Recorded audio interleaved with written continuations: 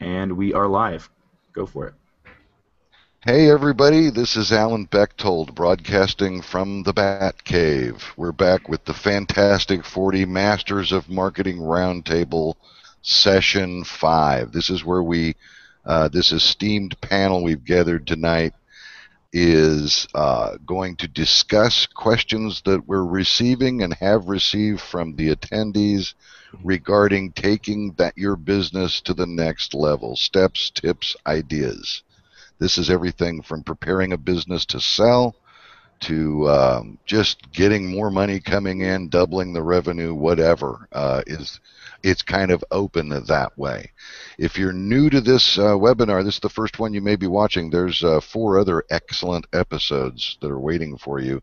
You can now watch Netflix style.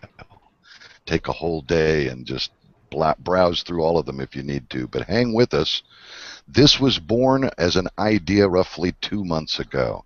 One of the best times some of the best learning I've done has been in the green rooms at seminars when I was surrounded by incredible people like you're going to meet tonight and had the direct access to them to swap ideas, ask specific questions, and get the answers I needed right then.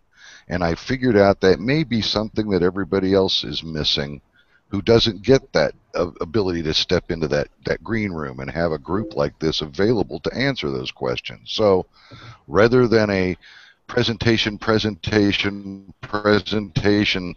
program, we decided to step it up a notch and just take questions and banter them about among ourselves and create what I envisioned happening and called all along unscripted brilliance. And so far, the last 4 panels have not let us down.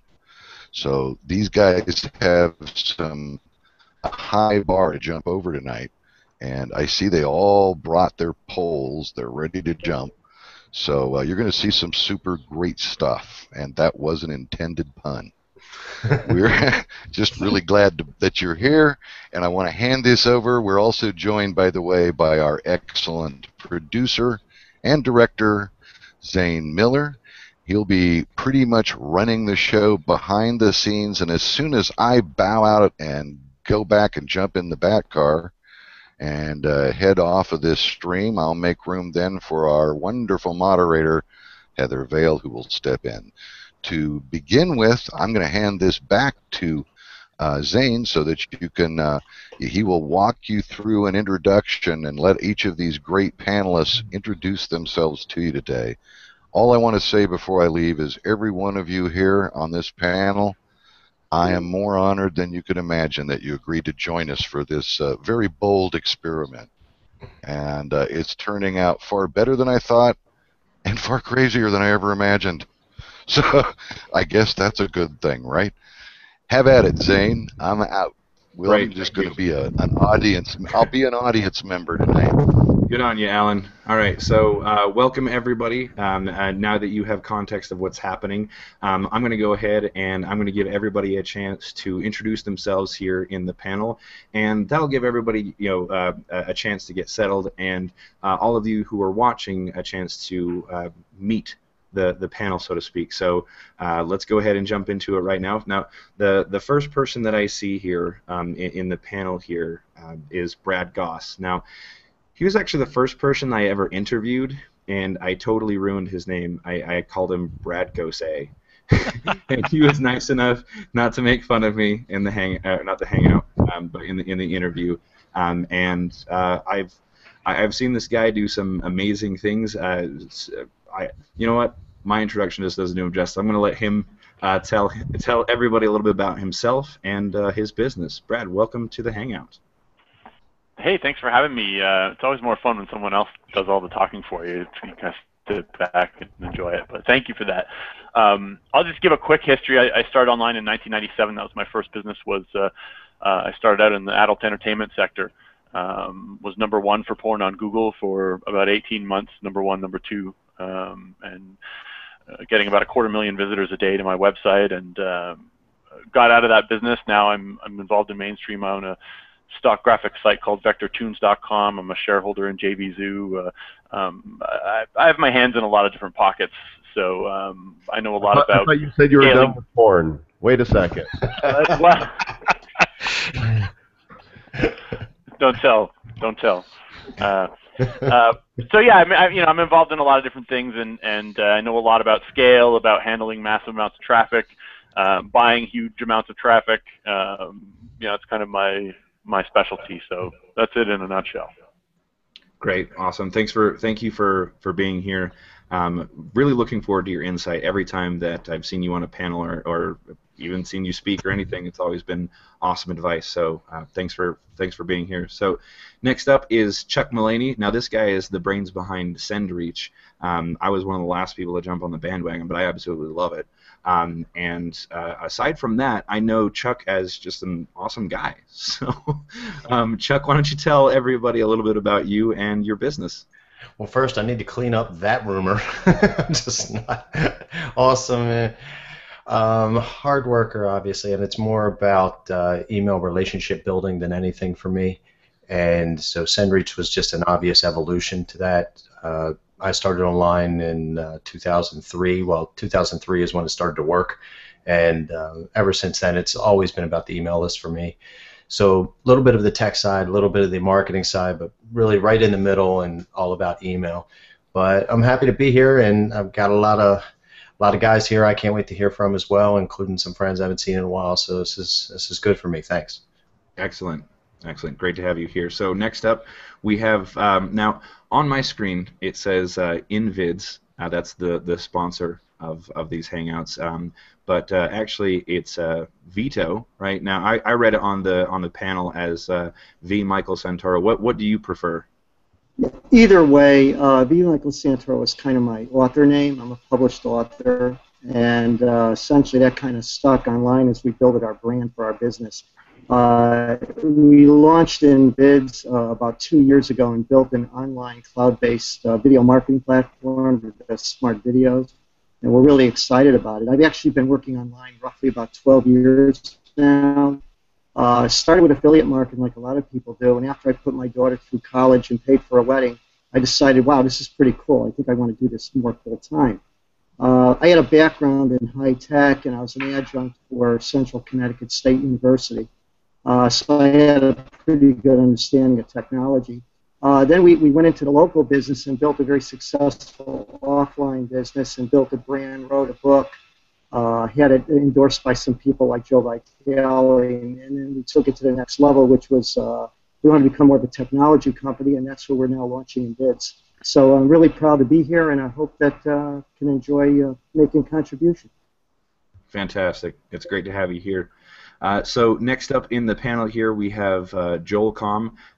Joel is actually, like, he already knows this, but one of the first products that I ever bought way back in 2006 when I was still working for a service vendor for Home Depot and was looking for podcasts and stuff to listen to about how to get out of the dead-end job and stuff like that.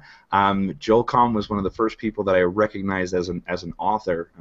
When I just went out there and started looking for stuff, and his name was the first name that really stuck. So it's pretty cool to have him here. I'm sure he's doing more new things besides AdSense. So Joel, thank you for being here, and why don't you tell us a little bit about you and your business? You're welcome. And are you blaming me for you being here? Because it's all your fault. That's pretty heavy stuff. I'm a video gamer. I like to play games, and I was told there would be cookies. So where are the cookies at?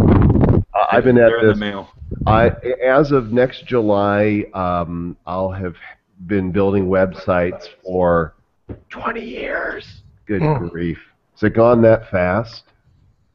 Where's the time gone? And in that time, I've done just about everything that's not illegal, immoral, or fattening. So if I didn't do it, Brad did it.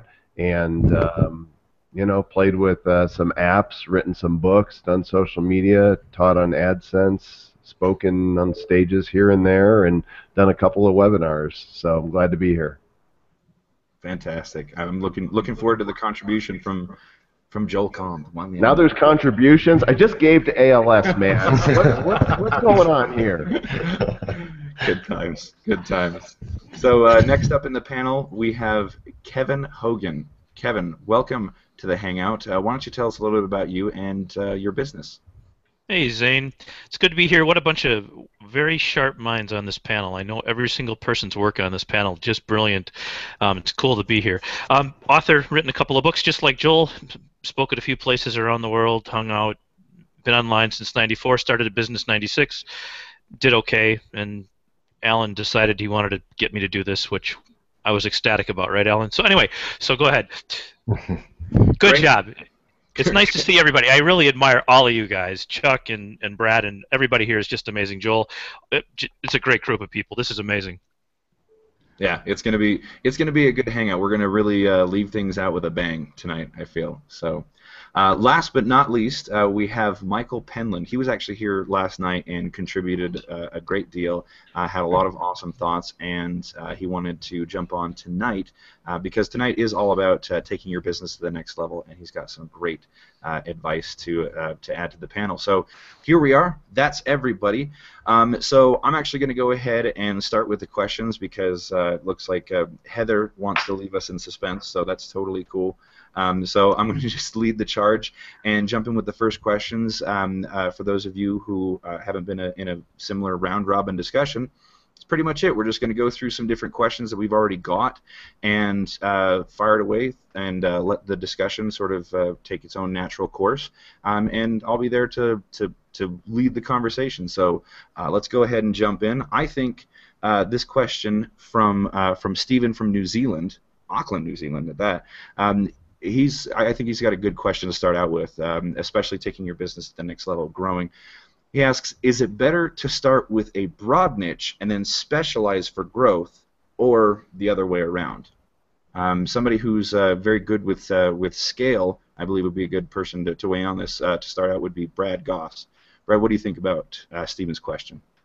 How would you answer it? I think it's a hard question to answer without knowing what your product is, because I think that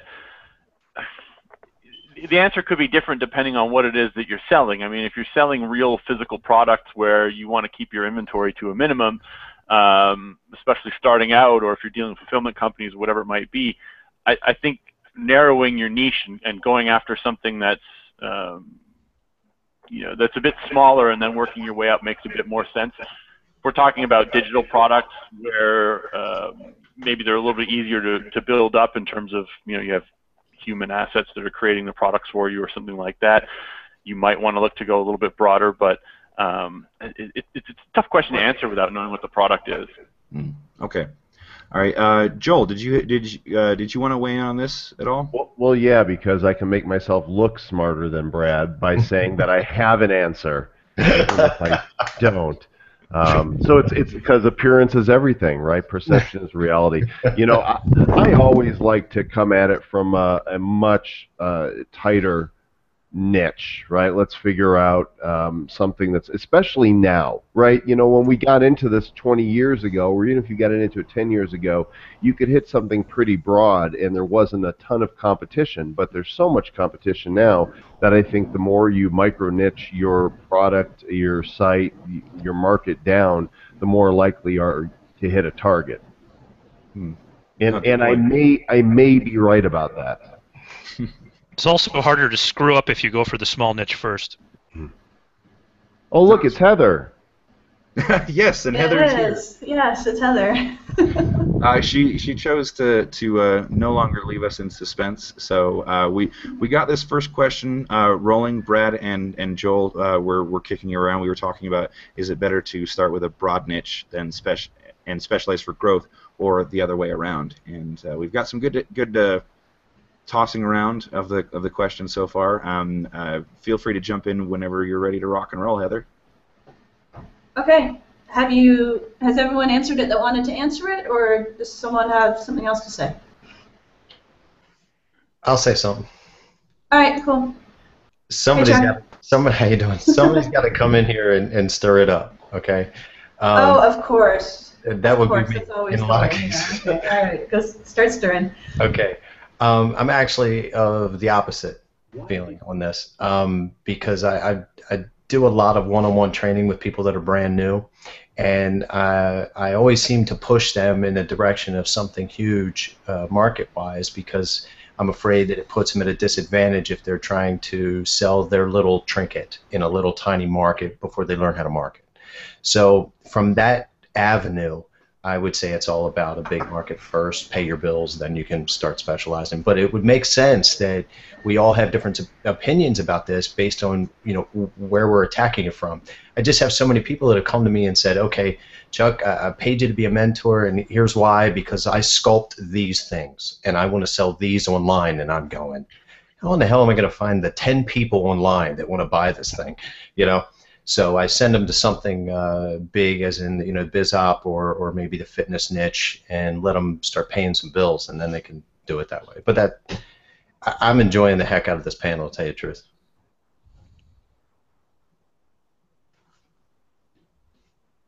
Can't hear you.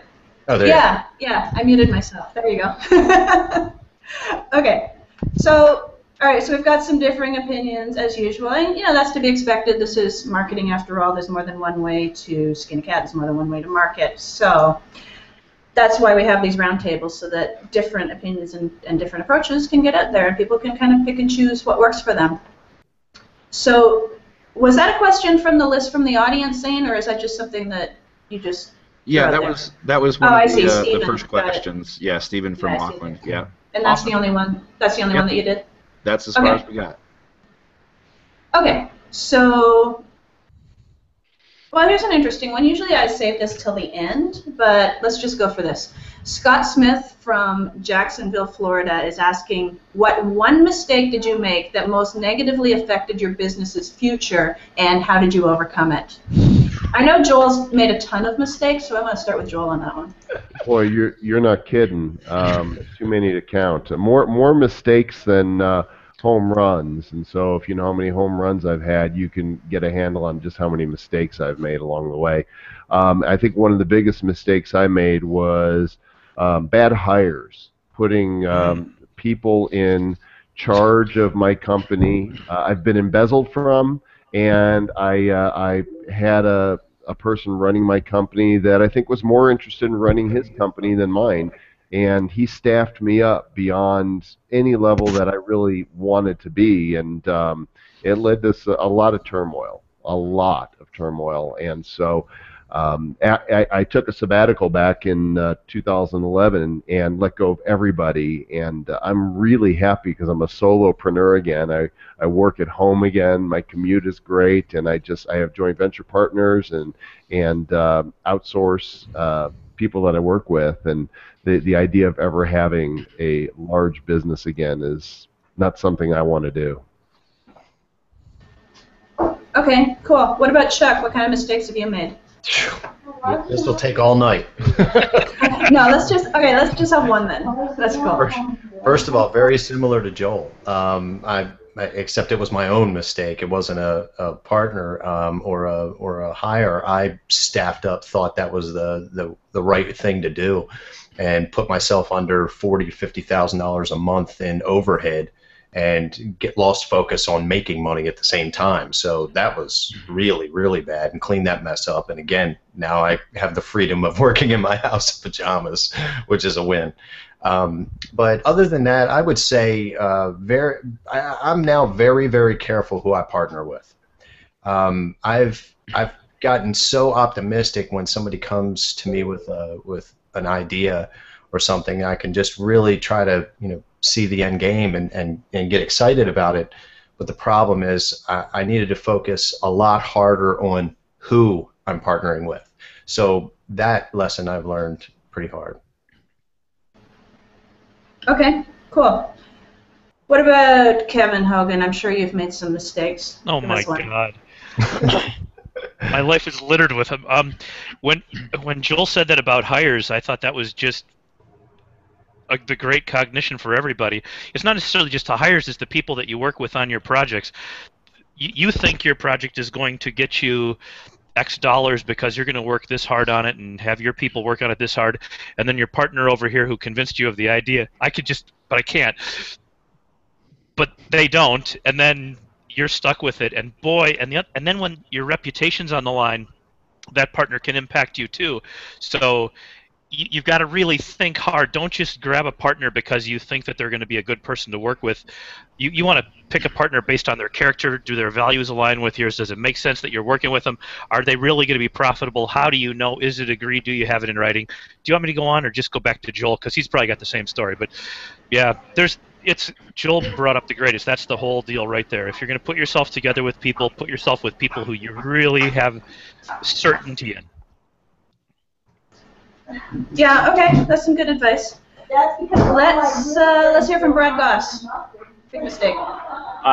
Okay, definitely. I've got no shortage of mistakes either. For me, under the hiring category, I would say specifically hiring friends and family was a really poor move when I first started out. Didn't know what I was doing, and I actually was, I was going from sort of, a certain level financially to a much higher level financially, and all my friends were at this level, and I thought, well, if I give them all jobs, they'll want to climb the ladder with me, and that was a complete fail. So, hiring mistakes, but specifically when I started out, I wasn't bright, and I thought I should surround myself with people who I trusted, and now I hire people. I go through a proper vetting process, resumes, interviews, traditional job hunting routine when I hire. That was a big one, and a second one for me would be focusing on loopholes rather than long-term strategies. I think we've all been caught in that, oh my God, there's this quick thing we can do over here that generates a lot of cash, and then it eventually saturates, and you have to kind of always jump to the next exciting opportunity. So focusing on long-term, sort of long haul, long game strategies as opposed to little loopholes. Okay, cool. And I see Michael's back. Michael, you got anything to add? Yeah. I've never made a single mistake, not one single mistake. But like everyone else here, I've made tons of them. I've made tons of them, okay? The biggest mistake probably is having partners. I'll never do that again. Second mistake is thinking I can do everything. So where do you find the balance between the two? Yeah, absolutely. Life's about balance. So, is that another panelist that's labeled Invids there? Yep. I missed. Who is that? He's invisible. Yes, this is Vito. How are you? I'm invisible. Yeah. Can you hear me okay out there? Yeah, I can. Yeah. What mistake have you made? Oh, you think? Yeah. I would say the last panelist, what he said. I think in the beginning, trying to do too much myself and putting in tons and tons of hours, because I really couldn't meet people that I felt had the type of caliber background to grow as quickly. The other thing is sometimes using a shotgun instead of a rifle as a business plan. You try to get too much done and you end up getting nothing done at times. And the last one, I have to agree with the other panelists, trying to hire some salespeople who talk a good game, but they really just seem to have a hard time taking action or being focused in order to hit the objectives. But those would be the ones that I think that I learned from the most. Okay, cool. I just have to say right now, I just came from interviewing one of the founding members of the Guess Who. His name's Gary Peterson, over at Eastside Cannery here in Las Vegas. And so I was going to say you guys have to be rock stars to kind of measure up to that experience I just came from. But so far, so good. You guys are opening up. You're being honest. You're being real. So, yeah, we're getting somewhere here. This is good. This is going to be a good panel. All right, let's see what else people want to know. Well, here's something similar. It's not about mistakes, it's about challenges. This is from Michael Frank from Chicago, who wants to know what's the #1 business growth challenge that each of you have faced, and how did you overcome that to actually grow your business? So let's start with Joel again. I'm probably not the best person to ask this because I don't know that I feel like I've ever had a business. I feel like oh, come on! I saw your office building 7 years ago in Colorado. That was a business. Okay, you may not be a business now. You're just a guy, but there were some business qualities to it. But really, if you look at my career, I've just pursued what's interesting to me at the moment and jumped from one project to another. And that's just, for me, running a business was not fun. I didn't like the moving parts of having to do all that. I prefer to ideate, create, and cheerlead a new project, right? But that to me, that's different than running a business. I'm not good at developing systems and processes. Are we going to get into semantics here? Come on, you've grown your business. You went from 0 to. Do you want an honest millions. answer to the question, or do you want me to blow smoke? I think you're trying to not answer the question. That's Well, let me tell you, to grow a business takes a lot of concentration and determination. I'm being honest with you. I don't. The whole idea of having a business, even now, if I look at what I'm doing, it's a bunch of different projects, and I don't necessarily see it as building a business. I see okay, granted, yes, you're creative, you've got lots of projects. However, you have grown these projects from nothing to multiple millions in revenue. So what challenge did you have during that process that you overcame and allowed you to actually bring in that money? Growing them to millions in revenue. I see that's a non-answer. The challenge is getting everything done, right? The challenge is always it's finding the right people who are going to do more than talk the talk. They're going to walk the walk and get the job done. The bigger the project, the more moving parts there are, and the biggest stopgap is always people. For me, it's always people. It's not technology. We have the technology to do anything. It's the right people for the job. Are you happy now, Heather? Are you happy? Yes, Joel. Yes, I am. That was a much better answer. That was okay. All right, we're good. You unwrapper, you. Just unwrapped me right there in front of everybody. But you're still wearing your shirt for some reason. Oh, right. No. Yeah, so. Joel takes any excuse these days to take off his shirt when he's been unwrapped. So, all right, Chuck, you're up. Oh, growth challenges. I could have went through that same last 10 minutes to tell you the truth. I don't like running business either. Every project let's forget the terminology. Let's forget the semantics. If you don't want to call it a business, cool. Just answer the question. Well, let me actually prove everything he said in about 2 seconds. I keep doing the same thing he's doing, which is going through things that interest me, and I feel like I can do something and make something happen. The latest one, I signed up for way too much. It's too damn big, and now all of a sudden I'm in business, and I'm not liking it. It's not comfortable for me. So, to answer your question real succinctly, I think the problem with growing the business has been to decide to do something super epic rather than be focused on the end result. The end result for me personally should have been doing what's in my sweet spot, which is, sit in my house, make my friends like I do, go to events, and create something, but not create something so big that it requires, staff, a lot of staff.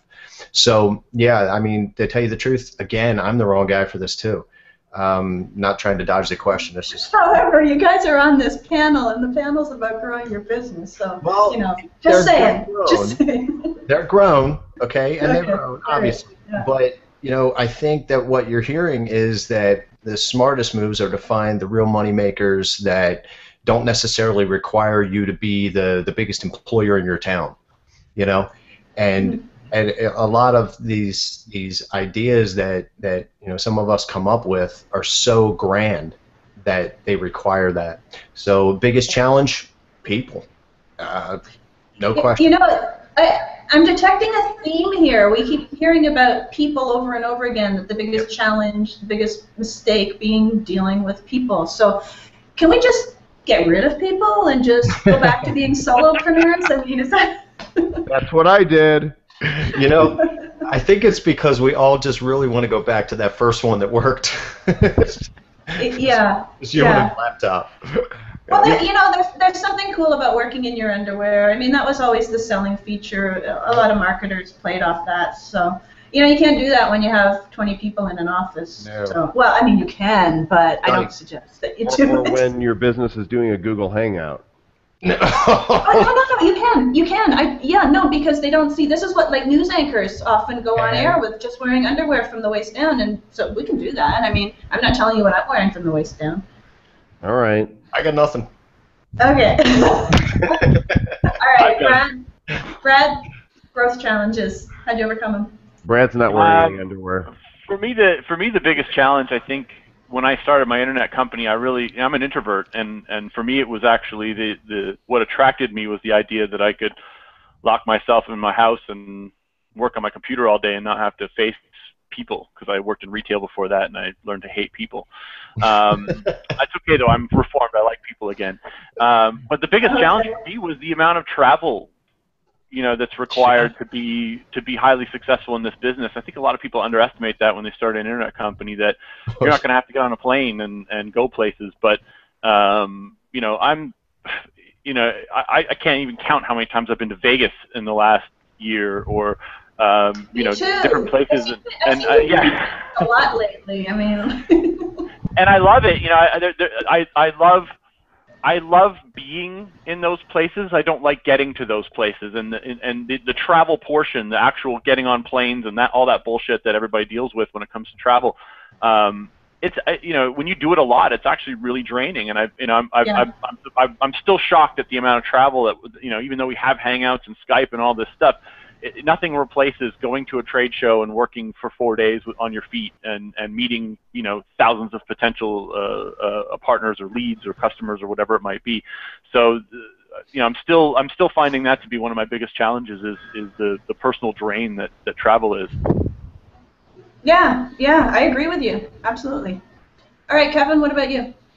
When the product doesn't sell what the number of hours you put into it is supposed to have justified, you'll freak out. And so everybody who's listening should realize that a vast majority of your products are going to fail, and it's okay, and it's really good to fail fast.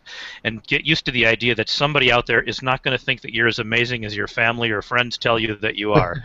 And then when they put the reviews up on wherever they put the reviews about whoever is on this panel, at first, the very first time, you're like, wait a second, that's not true. I really am not like that, and I really didn't do that. And after you get past that, you live. But a lot of people don't live past that are watching this panel. They think, oh my God, everybody said I was terrible, or my product wasn't great, or my service wasn't great. And then they start freaking out, and they go, you know what, maybe I should just go back to 9 to 5, which is like the worst thing on planet Earth. So get past what, and it's not easy to do this, but get past what other people's opinion of you is. Listen to it. You even have to listen to your harshest criticism, but don't let it control you, and don't let it make your bad days. And then when a product that you make, I've written 22 books, 7 were bestsellers, and 15 didn't. And that's just the way it goes. And sometimes you just go, how is that possible? I worked so hard on that. And so when you've worked hard on something, don't let it kill you and crush you when it doesn't perform. Just get right back to bat, literally like the old guys used to talk about, Zig and Brian and all those guys, and just go back out there and get back up to the plate and do it again until you get it done. Yeah. Okay, excellent advice. Michael, what about you? What challenges have you had with growth? The biggest challenge is being a promoter, not a business builder. Having made huge chunks of money in the early days just promoting and enjoying the freedom to do what I want when I want, not liking people by and large, and wanting to be secluded and alone. Now that's the honest answer. Okay. All right, cool. And Mr. Invids. Thanks. Can you? I'm getting an identity crisis here. Can you put up the lower third? Yeah. Maybe Alan can help you put up the lower third sorry. too. But anyway, go ahead and answer the question. Any challenges you've had with growth? The thing is, you can have a great strategy and a great business plan, and you can be following it. But the one thing that's constant is the change that occurs, and it can almost make you feel like deer in the headlights. Like every day there's something new or some challenge coming up. And I kind of equate it to like whitewater rafting. You got to keep your eye on where you're going, but you're going to have to navigate to get there. And if you're too structured in your thinking or in your processes, you're going to have a difficult time. So you got to be very flexible. It was learning to be that flexible and being able to deliver short-term while planning long-term. That was one of the challenges. Once you get that going, it becomes a little bit easier. But people are the big challenge. I have to agree with everybody. They're a pain in the neck. Yeah, everyone seems to agree with that. Okay, so guys, we've talked a little bit about mistakes. We've talked about challenges. Let's let's give some strategies and methods, techniques that people can use. So basically, the people watching this hangout in particular are people that are going along in their business, they're making money, but they want to take stuff to the next level. So let's assume they've already got their niche, they've already got their products, they're already somewhat established, but there's always that next level that most people want to go to. Now, there's also some stumbling blocks when we think about going to the next level, because typically people will have a fear of success, a fear of failure, a fear of moving out of their comfort zone. So there's those mental stumbling blocks as well to deal with. So keeping that in mind, what would be your number one piece of advice if someone came to you and said, hey, I want to take my business to the next level, I want to grow it, what do you suggest? I'm not going to start with Joel because he's going to rip apart the word business. So let's start with Brad Gosse this time. Sorry, can you repeat the question one more time? Someone comes to you and says, Brad, I want to take my business to the next level. What advice do you give them? I think it depends on the business, but in most cases, I find that people, have ignored the trade show route, and I think a lot of the time when you have whether it's a physical product or licensing type of a business or whatever it is that you're involved in, B2B, software as a service, anything. There's probably a trade show where 5,000 people in your industry are convening in Las Vegas at some point in the next year, and getting a booth at that trade show is, it's funny. I talk to startups who are specifically in a vertical and they could benefit from going to a trade show, and the idea scares them, and they don't, they won't even look at a $5,000 to $10,000 expense to be at AdTech or some other conference where buyers and sellers are meeting. So for me, that would probably be, depending on the business, would probably be the advice I would give is to get out from behind the screen and set up a booth somewhere and talk to customers. I was just saying. Okay, now you've done that a few times. Right? Yeah. I've seen Brad at trade shows. I mean, obviously you do that model. Do you find that pays off significantly enough to cover your expenses and bring in a return?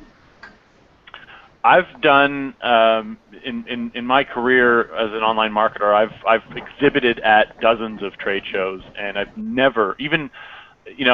My best quick story is we were doing AdTech New York for an ad network that we had, we were flying by the seat of our pants, and coming from Canada, our booth got stuck in customs, and I had to go to Kinko's and print out a poster with our sign on it and hang it off this curtain. We had the most ghetto booth in all of AdTech, and we thought this is going to fail.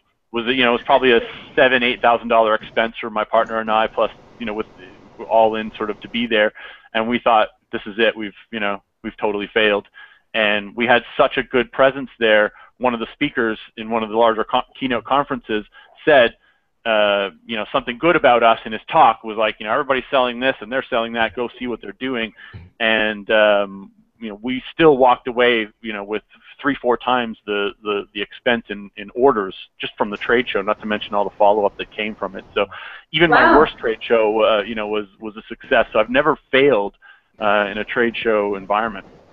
Nice. Okay. I'll jump in, Heather, because whether you're building a business or whether you're just getting started out, I think one of the single greatest things you can do is go to a show, and that can be as an exhibitor, as Brad was saying, or just showing up. Because we have so much technology, we think we're in the technology and website and app business. We're not.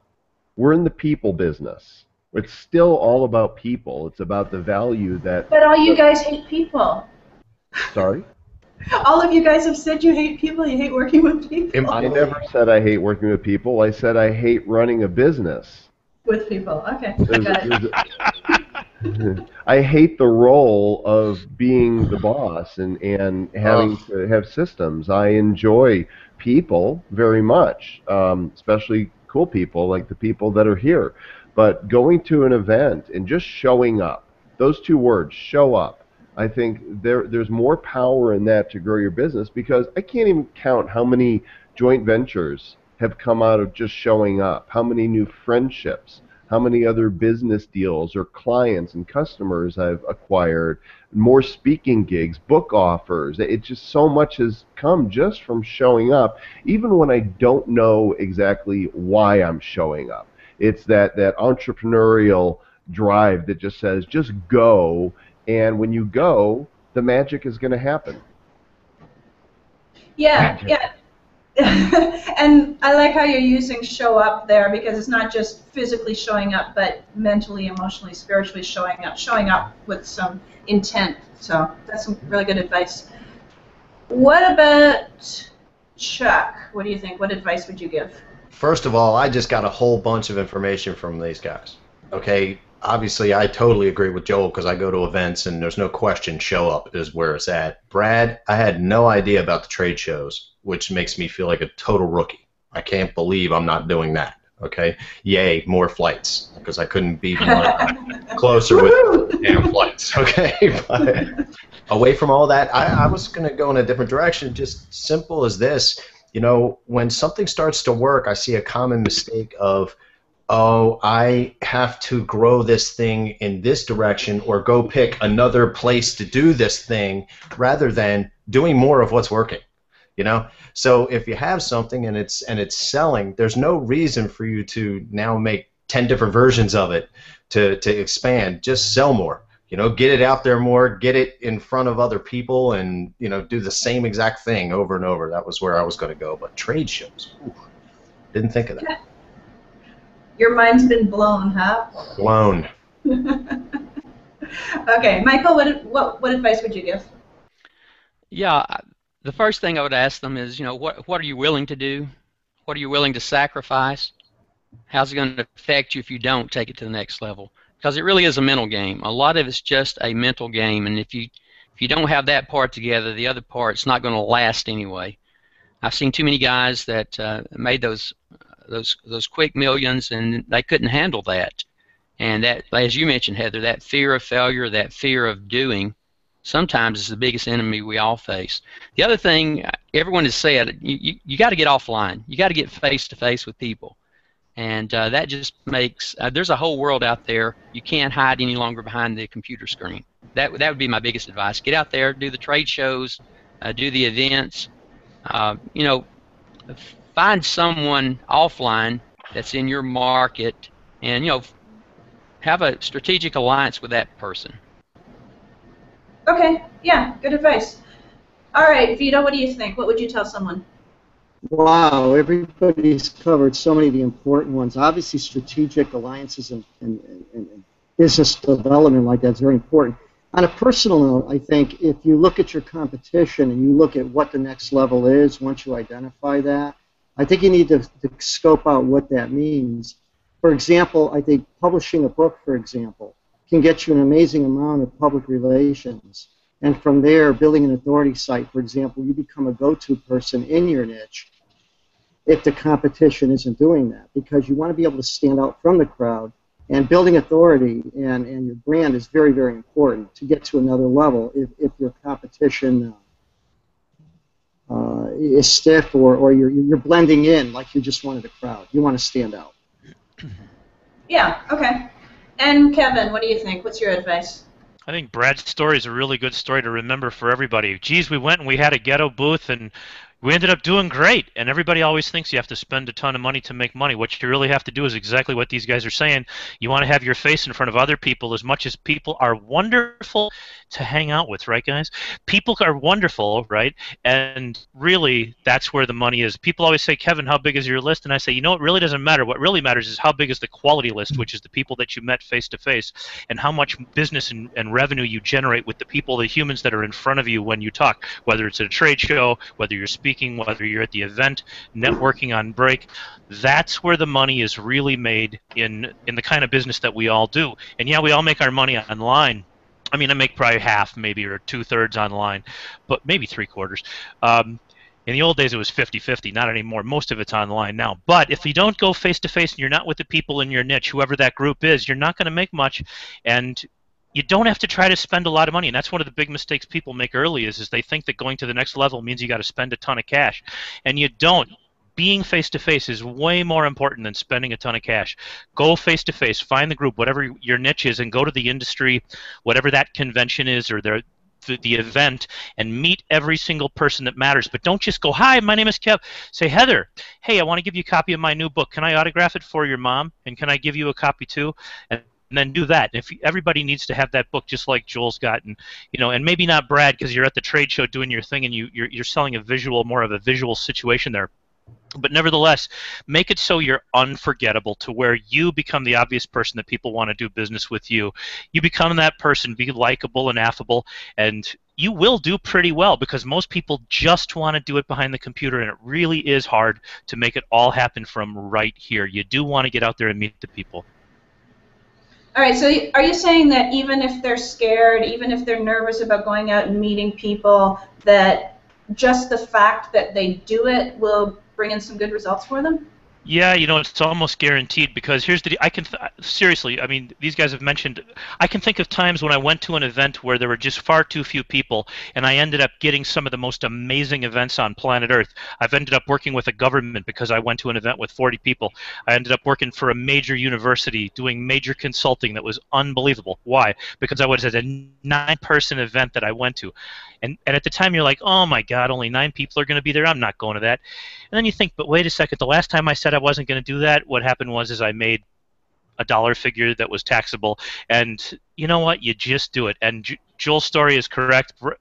Brad's story right on the nose. I mean, this is the deal. You go, you meet the people. You're always going to be nervous. I'm nervous when I go, and who cares? It's like, get used to being nervous. It's okay. It really is okay. Take them to dinner, enjoy dinner, talk to some of these people that you want to do business with or you want to connect with or you want to partner with to sell a product. However it's working out, whether you're selling to them or whether you're selling with them perhaps, or just connecting because you want to know good people. Yeah. That's huge. Yeah, so we're back to the people again. Darn it! Why is it always about people? And can I just say, Kevin gets bonus points for the correct pronunciation of the word niche, unlike my Canadian friends. Niche. It's not spelled with a T. It's not number 2. It's not N-I-T-C-H. It's French. It's Francais as a niche. The niche. Exactly. Yeah. This is America. Right, Brad? That's niche. right. Brad? Yes. Right. Right. It doesn't rhyme with bitch. This is why that's right. Yeah, anything that's spelled with a I-C-H-E, microfiche. Do you guys remember the microfiches at the library? Like, seriously, it's fiche. I'm pleading the fifth. Little teeny fish. No, not fish. Fiche. Fiche. It's different. Microfiche. My mission is accomplished. Totally distracted. All right, guys, we're almost at the top of the first hour. I'm going to jump off for a few minutes, about 20 minutes, and right now, Zane, our producer, Zane Miller, is going to go through a little bit of sponsor awareness. He's going to give us a little bit of a commercial. He's going to tell us about some things that are going on. Alan might jump in and help him. And then if you guys want to take another question, and I'll be right back right after the top of the hour. So we want to know where you're going, Heather. Where are you I am going to shoot another video. I just shot a video with the Guess Who. Now I'm going to shoot another video. It's like, yeah, I'm just on the go. Yeah, hardly anyway. working. Looks like she's in a police questioning room. I know, right? Yeah, no, it's this little. This is the only place I could find. Literally, there's people everywhere I went. It's like there's nowhere I could sit down and just start talking to you guys. It's like, yeah. So this is the only quiet place I found. But anyway, I'll be right back with you guys, and see you soon. We're good. Okay, cool, awesome. Have your fun with your stuff. Yeah. We were told by Heather. She's like, oh yeah. By the way, this is pretty much how my life works. And so she's like, yeah, so I'm going to be here and do this with you guys, but then I'm going to go and do something totally different at the same time. But apparently that's like a thing that she does with all of her projects. So like to me, it seems like she's like moving from one video movie set to the next to the next to the next. Like, sounds fun. Anyway, so is Brad getting stoned, or are you just smoking? What is that? We don't talk about what's in the inhaler. You're doing it. I have asthma. It's my medicine. You're doing it on screen. I mean, it's. Well, the mystery is it's my inhaler. I have asthma. Right, got it. What happens on Hangout stays on Hangout. Well, apparently not. I mean, it's Hangouts live, so it goes. Well, I will. It does help that, like, Joel, you're seeing all the panelists at the bottom, but the audience doesn't. So I don't think we have many shots of Brad puffing on his ass. Well, Joel said it out loud now, so now it's I was trying to stick with, like, oh, it's his asthma stick, right? The new asthma vape pen. You don't live in Colorado, Brad. I mean, if you were here, that's a different story. I'm going to come and stay in your basement for a little while. How does that sound? There's a nice, creepy place under the stairs for you. I'm still right at home. That'd be awesome. As long as I can bring 11 cats with me, I'll be in great shape. Oh, crazy cat guy. 11 cats, wow. That's awesome. I'm joking. I don't have 11 cats. Jesus. I was just the sheer volume of it was impressive. We were all processing this. So, wait a minute, what? So we're supposed to be I figure if I'm living under the stairs, I might as well be a guy with 11 cats. That's all. Just kind of putting myself under the stairs and trying to get into the role. It does fit the backstory, really, if you think about it. But with that said, we've got some sponsor stuff to talk about. So, Alan, we also have, Vito's here as, well, I mean, he's the president, right? Like, I mean, should he take over for the sponsor spot, or do you want to take it? Your call, Alan. I think Vito speaks better of it than me, although I am in love with the product and definitely a champion, but I have reasons beyond the quality of the product because they're supporting us, and help making this happen. I did want to mention LifePath Books. My company is also a sponsor, which is another reason why this is happening, and we make books happen for busy executives, professionals, the people that need them most, entrepreneurs who don't have the time necessarily to write out the entire book. We can take any materials you've got already created, any presentations you've given, notes scribbled on napkins. We can pull them together like the tax guy does on tax day and create a book from that. Edit it with you throughout a process. I personally edit the books. We've got a staff of 150 writers we can tap that are capable on any topic that can act as ghost writers from an interview. Whatever approach works best, we can take your book, get it published, professional cover, top-notch editing, out the door, 100% yours. You keep the profits, and it's the ultimate business card, the best business card on earth. I wouldn't even know who Joel Comm was if he wasn't a writer. Just kidding, Joel. But the idea is publishing a book is a great way to get known, and that's one of the reasons why I'm doing that. But I want to hand it off to Vito because the other way to get really known is video. Tell us about InVids. Thank you. Yeah, I want to make sure my mute button is off.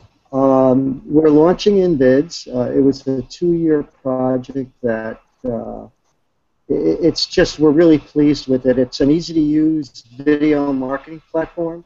It's cloud-based and allows viewers to take action while they're actually watching your videos, whether to display it on your website or across the internet.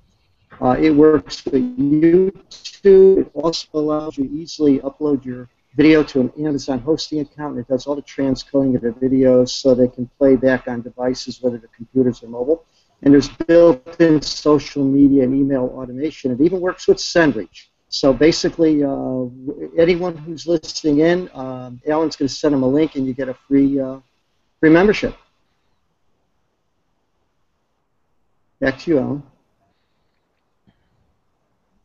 Hitting that unmute button as fast as I can. But otherwise, that's our little break for you right there. We try to keep the commercials to a minimum because, like I said, this is a Netflix-like experience, right? Who wants lots of commercials? I think we want to get back into the meat of the matter and dig deeper into just exactly what was being smoked over there.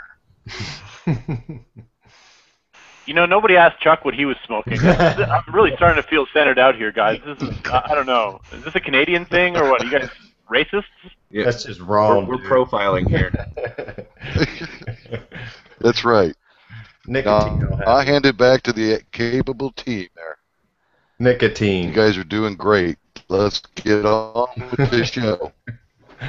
All right, cool. Thank you, thank you, Alan. So we're going to go ahead and move upward and onward. Heather is still filming whatever she's filming, I think. So I'm going to move ahead and take over some of these questions. Let's see. I don't know. She's being diligent with some of these, but I'm being a little bit pickier.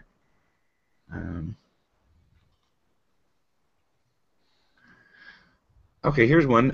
This comes from Stewart, Tom Stewart. I know there's a river in there. Tom Rivers Stewart, or he's from anyway, the place doesn't matter. Tom Stewart, or whoever you are, wants to know what are the best growth businesses in the foreseeable future. So I'm going to look at this as a question of, what businesses are attracting you right now, and why do you see them as businesses of growth in the future? Why don't we go ahead and start with Brad? He's always I've heard a lot of cool things from Brad when it comes to growing businesses and ones to look out for. Brad? Screw you! I'm not going to tell you about my opportunities. All right. You guys just end up competing with me if I do that. No, you know what? I mean, I think easily the vertical that everybody is seeing a lot of growth in is mobile. If you're developing anything software-wise, the mobile platforms I think are the low-hanging fruit now. People used to always kind of start on the desktop and move to mobile, and I think the real growth space now is segmenting things out on apps. I mean, even Facebook is splitting things out into multiple different apps now. I've developed a mobile app, but I'm definitely not the expert in that space. But I know that we're focusing a lot of our future efforts through the licensing. Like, we do a lot of graphics licensing, so we're doing a lot of chat sticker licensing to mobile instant messaging type companies and that type of thing. So I'm seeing a lot of growth and opportunity in the mobile space, and that's where at least 50% of my efforts are in the next year. Very cool. Very cool. Anybody else want to echo that? Anything that you're seeing that's exciting, something that has a lot of growth in the future? It doesn't necessarily have to do with internet marketing. We're talking about taking our businesses to the next level, and sometimes that's moving out of a vertical. So. Yeah, I'll jump in there, Zane. Okay. Yeah. Again, mobile, obviously, but I also think personal development. It's a tough market. But people are miserable today. They're scared. They're afraid. Anything you can do to alleviate that, it's a slam dunk if you can really get into their heads and help them to, overcome those challenges they're having with the economy or with their business or with their personal life. Excellent. Well said. Very well said. So does anybody else want to add on to that, or should we can go ahead and roll into another question? Zane, I'm going to play with that one just for a second, if it's okay. Yeah, of course, of course. There's also a different way to look at growth. I mean, what Brad says is absolutely correct. I mean, obviously mobile's big, and if you're making your stuff for mobile, awesome. But really, that's not how you really should think about business. If you really want to make money in business to start with, really you want to do stuff that's interesting to you, that's fascinating to you, that you're intrigued with, or that's interesting.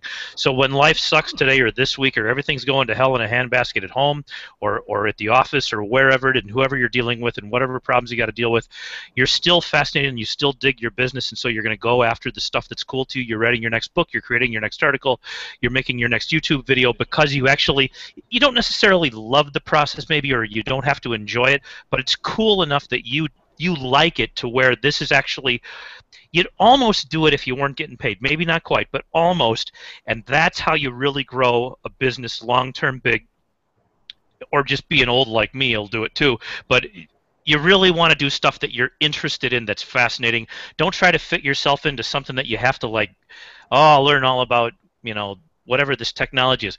You don't have to think about it from a technology point of view. Think about it from what do you like to do point of view, and then all of a sudden you can do that, and that's where you're going to get. The competition is real on the online, so do stuff that you're good at, that you're going to be okay to find out what you're amazing at and what you're good at and what you're willing to really do every single day, because you really are going into business. It's a project kind of a business. It's a project business. We're doing this project, then we're doing this project, then we're doing this project. But the common thread between all this stuff, even if they have nothing to do with each other, is that we actually like this stuff that we're doing. That's how you grow a business for real, and it's just you probably end up in the same way, in the same end result. But I just like looking at things from that perspective as opposed to the technological perspective. No, very good point. Very good point. Does anybody else want to weigh in on the question or anything that Kevin has said? Joel, IFART? Well, that was IFART so 5 years ago, right? That's not cutting edge anymore. Although I am looking at finally updating it and coming out with a newer version and call it IFART Second Wind. I thought you were going to get graphic and call it iShart. No, got some funny ideas for it, but not going to release that here. I think I got something for that. There we go. All right. Okay. So this next one I think is actually is a very interesting question, because it comes from, well, you know what? How they have it lined up in the name and where they're from is really confusing. So a doctor, what it looks like, he's posing the question, why do you think the word free is the most enticing word in the English language? Right? Free is used a lot, and I think it's an interesting question at this point. We're about halfway through. We can go with a broader topic, but it's something that I think that we've all run into, and using that word free or using the concept or getting somebody over that hump. I don't know. I see that understanding the free line, as a lot of marketers like to use it as jargon. Understanding that free line is a key component, and how to use that in taking your business to the next level. So, what are your thoughts on that, Joel? Well, free means there's no investment on their part. Of course, when we as marketers offer something for free, we are asking for an investment. We're asking for them to submit their name and their email address, which is of great value to us. But I think free is the sexy word, because it means they don't have to do anything. In our minds, free means it's a gift. There's no commitment. There's no attachment. Good. Well said. Well said. Chuck, what do you think about this, about free, and how enticing the concept is, how you use it, and how you've been using it? If you have any advice to help people use the word free to take their business to the next level. Yeah. No, I definitely do. I think that depending on who's reading this, you've got the people that do not want to pay, obviously, and that's fine. That's me. Okay, so I would definitely check something out that's free. There's no real decision to make. But then you also have this whole other segment that means that takes that as, I don't have to explain to my spouse why I just tried this out. And I think that's a pretty big part, to tell you the truth. But no, I totally agree. Like Joel said, it just means no commitment whatsoever. It's the same as finding it on Google, and really it doesn't place you in a position where you need to make a decision. At $5 you have to make a decision. And that's why I think it's so powerful. It just is. I don't think any of us are going to be able to change that anytime soon. It's just humans. Right. Now, and I've read that making a decision is like one of the most energy sapping things that you can do as far as a thought goes. Right? You have to make a decision. It takes a lot of energy, and a lot of people, they want to avoid expending that energy. So free seems to be that gate. So let's get your thoughts, Kevin. What do you think about the word free, and how would you encourage someone to use it to take their business to the next level? Well, a couple thoughts. The first is that you want to be very giving with what you have, and so, but being giving doesn't mean you use the word free. I don't like the word free all that much. I don't use it much in our marketing, because if you think about it, you go to Christmas and you give your gift to your girlfriend, your wife, or whoever, and you say, "Hey, honey, here you go. This is free." I really don't like that. I'd really rather just give somebody a gift that's real and that's actually got tangible value associated with it. So that's the first thought that's worth considering. Doesn't mean that the word free is a bad word or anything like that. It's certainly not the most powerful in the English language for creating action, but it's a good thing for a certain segment of people. And the concept is really important, is to be sharing and to give a lot of stuff that people can actually use and value that they associate to you. So that would be one thing, and don't use the word free gift paired together. It doesn't make any sense if you think about it. Take it apart and either give somebody for free or give them a gift. I like the word gift far more than I like free. Think about it as you're approaching your marketing strategies if the word gift makes more sense.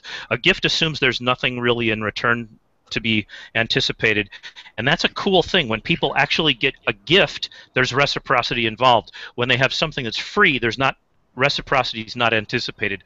I would rather spend $10 to give somebody a copy of Joel's book if they want to learn about the internet market and say, hey, this is for you, than I would to give a free gift, which just sounds so not ideal to me. So there's a lot to be said there. Free is important. I have about as big a free line as anybody on the planet, I think, but just in a different languaging process. That's all. Right. Right. No, very, very well said. Michael, do you have anything that you want to weigh in on the word free? Well, absolutely. Right? Okay. Absolutely, yeah. I mean, free is so powerful. The problem with free is that it's taken on a new meaning for many people, different segments of society. I'm the old guy here. I go back 45 years to the mail order business. Free meant something entirely different to people then than it does on the internet today.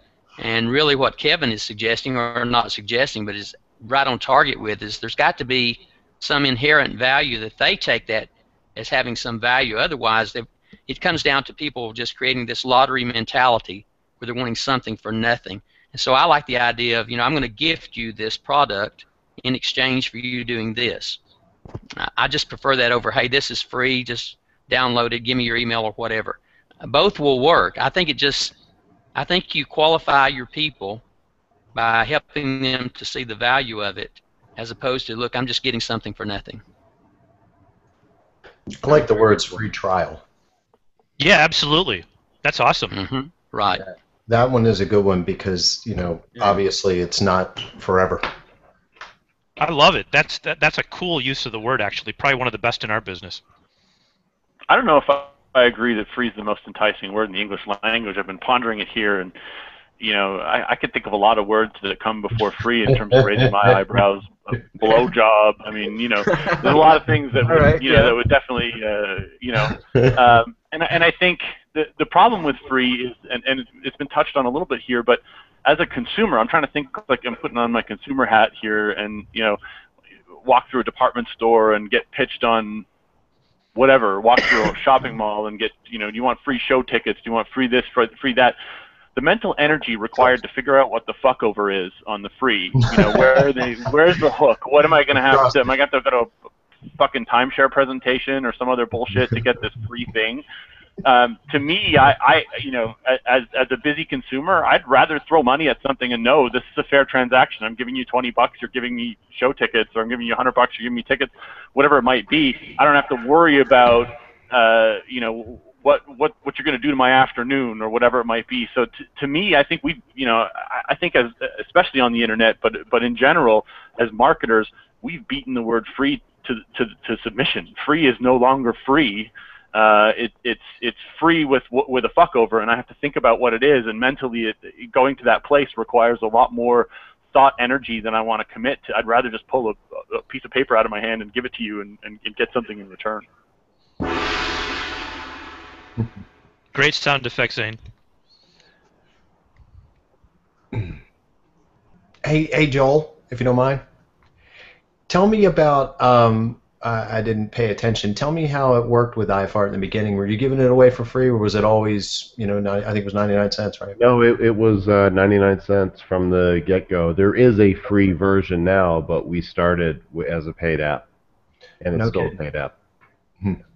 I was wondering. I didn't know about the conversions from free up to a paid on an app. We've actually had more people download the paid version than the free one. Wow. Really? Yeah. But maybe that's because the free one came after, and when people go to the App Store, they search for iFart. It's been 3 years since an update, and people still go just organically look for it. There's been no promotion, and it still sells anywhere from 20 to 60 copies a day. Usually hovering right in the around the top 200 of the entertainment category. I haven't looked in a little while to see if it's still there. That shows you how much attention I've been giving to it. Remember, I sent you a text as soon as I saw it on Big Bang Theory.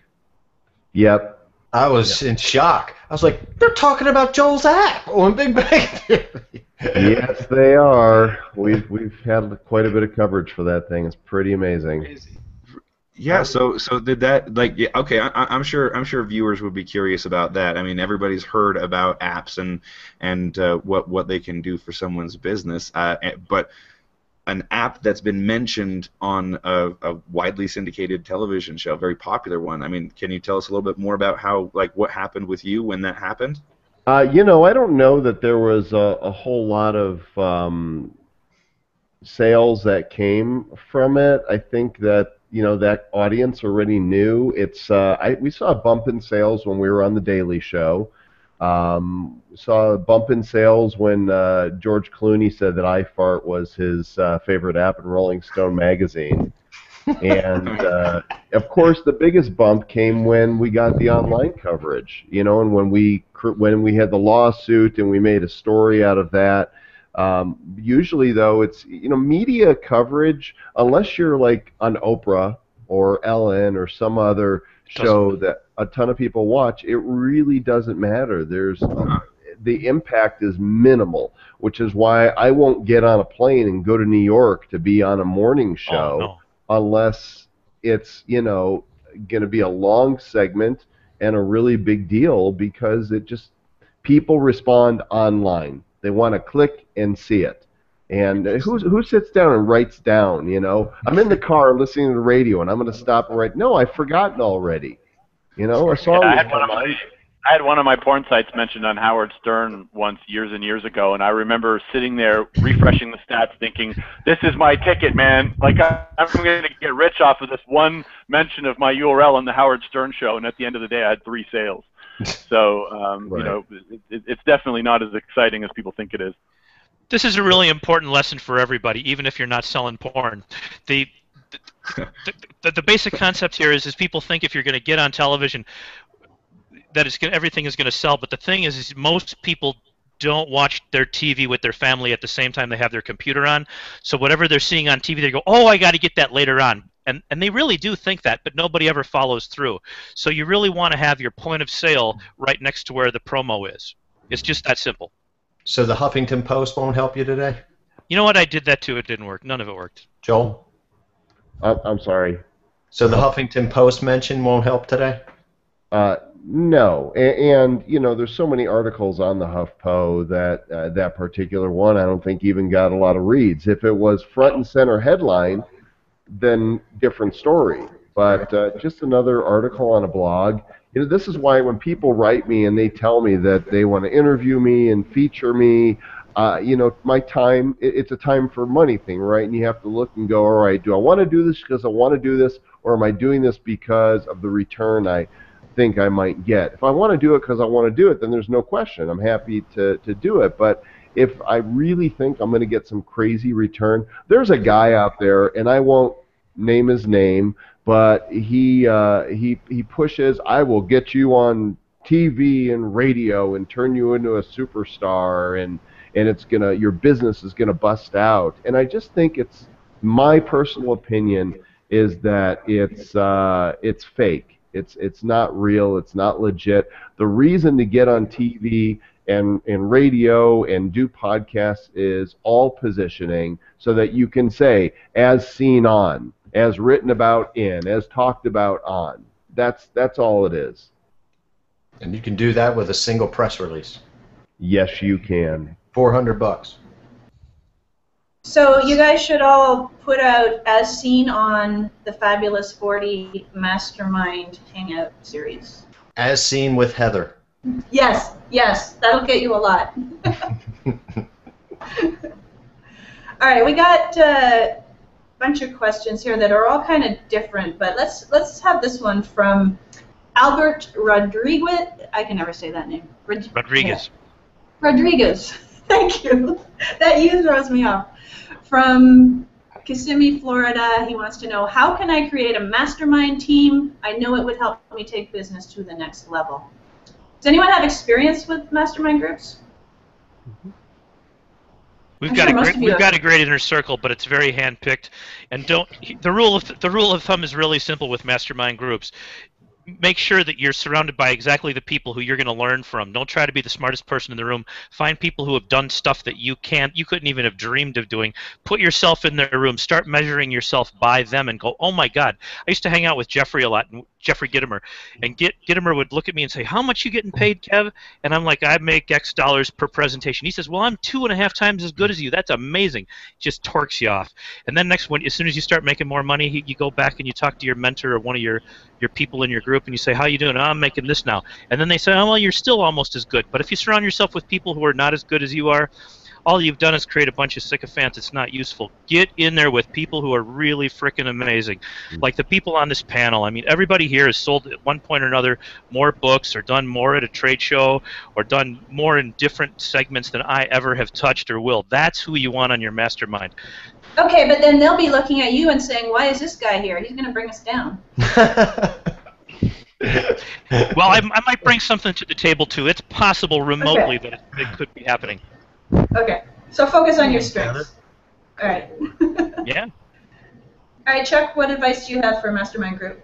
I'm a hard one to ask for this. I've only been in a couple, and each time I felt like I was pretty much, midstream in there. There were plenty of people that were learning and plenty of people that had done much more than me. But I can tell you, however you do end up in one, first of all, I don't know if I would start one before being notable. Unless it's only with people that are in business around you, maybe. But it really doesn't make sense to me. It would be a little bit more of searching out people that like he just said, that have done a lot of cool stuff and you look up to, because each ones that I've been in have been shockingly great for me. I mean, I was really blown away by what I learned. I thought I knew it all. Yeah, of course. All right, but then the question's going to be, well, then how do you convince those people who are better than you, who are at a different level than you are, to be in your mastermind group? What would your pitch be? What, you're going to pay them all? You can't pay them all. It's not convincing. If you're bringing value to the world and what you're doing, you're gonna be magnetic. You're gonna gravitate towards people and end up in their sphere, and they're gonna end up in yours. You're gonna find yourself in the same orbit, and there's this organic thing that takes place. I don't think you can force it. There's a synergy. Let me jump in, Heather. Yeah, go ahead, Michael. Yeah, Robert Imbriale, Alan Bechtold, myself, another individual did a mastermind group once. The problem with that group was one of the personalities was dominant. He wanted to take, and that was me, okay? And the problem with that is that it's not really a mastermind group then. It becomes one individual trying to direct the thoughts of everyone else, when really a mastermind is the merging of all those minds to create a common thought or inspiration or some way to move the person to a higher level in their business. And so I really had to just, kind of back off. The week-to-week joke was, all right, this is all about Michael. And in my mind, it was all about Michael. But it can't be that way. It's got to be where everyone is sharing, everyone is giving. As Joel mentioned, it really should be in your sphere of influence or people that you're comfortable with, but people who are challenging you, not just people who give you a yes, yes, good, good. That's a huge problem sometimes. Okay, well, I've also heard people advise that you have people from different industries in the mastermind group. It sounds like that one, you're all kind of doing the same thing. So what do you think about that? Yeah, absolutely. I think that is really key. That way you're not in that same little rut or grave, depending on if you kick the ends out of it. But it's, that way you're getting a different thought pattern from people. It's not just this same road we're all on. And that's what you need in a mastermind group. You need freshness. You need new concepts. You need new ways of thinking about marketing strategies, not just the, repeating it like a parrot. I'm thinking of moderator. Uh-oh. Joel's found the Google Hangout. It's time to ratchet this up. This party. Somebody always does. Somebody always has. Let's do it. Come on. All right. Very nice. Very nice. King Joel. Okay, Brad, what are your thoughts on mastermind groups? I don't work well in groups. I've been involved in a number of them, and to your point, Heather, the best one that I was involved with limited people from different spaces, so I was the only internet guy. There was a real estate person, there was a person who owned a chain of restaurants. It was a very diverse group, and it was designed that way so that nobody could steal each other's stuff. And previously, I had been in one that was all internet marketers, and these guys, often would steal ideas from me, and I found that to be sort of difficult to operate in with a whole bunch of people who are doing the same stuff, because it's really easy for them to. You want to help and share, but then you notice that that someone's now competing with you in something that they had no business in until they heard you talking about it or whatever it might be, and it's just clearly I've had some bad experience with with the mastermind group, but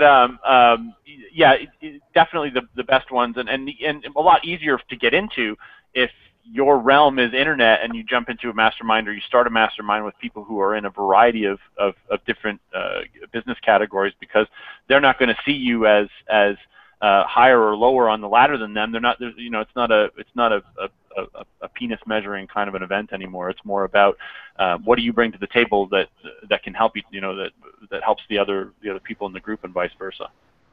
How come the men invariably always end up measuring their penises? Like, what is with that? Except the Irishman. It's the size of the list. It's the size of the. No, it's always anyway. I was in a really good one I want to tell you about. Phil Sames is a really well-run one, because everybody signed non-disclosure agreements, and it was focused on different aspects that could support internet. And I got to tell you, I got a lot out of that. I never felt like anybody was stealing ideas or anything that they didn't want to give up. But it was real helpful. And the real measure of it was, by the end of the day, each time we met, I was ready to sleep. I mean, I was ready for nap time. So that was really good. All right, so if it totally drains you, it's a really good mastermind group. Agreed. Yes. Okay. Unless you're talking the whole time. Gross. Noted. All right. And Vito, do you have anything to say about mastermind groups? Wow, everybody's covered it so much. I think some of the poor experiences were buying a product that included a mastermind as an upseller. What happened, you find out that most people are newer. So you don't want to be, I agree, you don't want to be the smartest guy in the room, because you're not going to take anything away. The other thing was they have to be really well organized, that there's actually a strategy and what there's going to be covered, instead of just getting together. And there's the ones that are really good are planned and then executed. It's a learning experience. Like you said, go to bed, drink. So, thank you. Okay, cool. So let's take this in a slightly different direction. Eileen Smith from Clementon, New Jersey says, I need suggestions for where I can network or share ideas to grow my business with other like-minded small business owners. So taking it out of the mastermind group this time, but where else could she go? I mean, I guess it depends if you know Clementon, New Jersey or not. I'm sure that would help. I mean, I could tell her where to network in Las Vegas, but yeah, I don't know. Guys, Meetup.com, look where people are getting together. There's so many events always taking place, and those are small events. And then just look at, the marketing and business event calendar. There's always something going on. Sometimes too many things going on. Several of us are off to Marketing Mayhem at the end of the month. Yep. Right? Great place to be, to network with people and have a few drinks and a few laughs and learn some stuff and get some direction, find joint ventures. And the calendar of events does not stop. I would Joel, say too, I'm kind of starting. I'm kind of starting to get the idea that Joel might be overdoing it with the events over the past year. Like, we might need to stage an intervention and tell him stop. Not going to happen. Okay. Well, the intervention might happen, but it's not going to stop. But you're not going to stop. Okay. I love going. I love seeing people. I love speaking. I love interacting. And I'll tell you, you will very rarely find me sitting in the room in a seat learning and taking notes. And it's not because I don't need to learn. I do. I just can't sit still. And there's enough stuff I'm already working on that if I don't need more bright, shiny objects. I'm afraid to. I'm afraid to have a new idea. Don't do it. Way more things that take place outside the room, in between sessions. Okay. Brad, what were you saying before I interrupted you there? and rudely, in fact. Yes, that was very rude. I apologize. See, Canadians are always the first to say sorry. I'm not getting over it. I'm not getting over it easily. Okay. I would say to avoid events that are specifically designed as networking events. You know, there are conferences and trade shows that are good, and meetup groups, meetup.com groups are often very good, but anything that's usually labeled as a networking event, you know, and that sort of speed dating style where you do the whole business card exchange and everybody seems to be selling multi-level marketing stuff. Run. Definitely avoid things that are being labeled as networking groups in general. Just call it a waste of time and money.